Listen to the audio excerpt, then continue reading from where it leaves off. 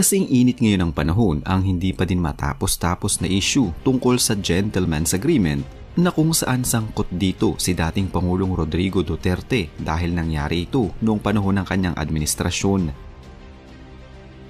At bilang bago na ang ating Pangulo, hindi sang-ayon si Pangulong Ferdinand Marcos Jr. sa kasunduan na ito at lalong walang plano ang kanyang administrasyon na sundin ito at ipatupad.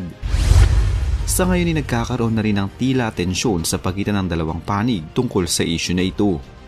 Hindi din nakapagpigil si dating Pangulong Rodrigo Duterte at kinwestiyon niya ang paghingi ng tulong ng Pilipinas sa bansang Estados Unidos at tinawag ang Pangulo na isang crybaby o batang palaiyak at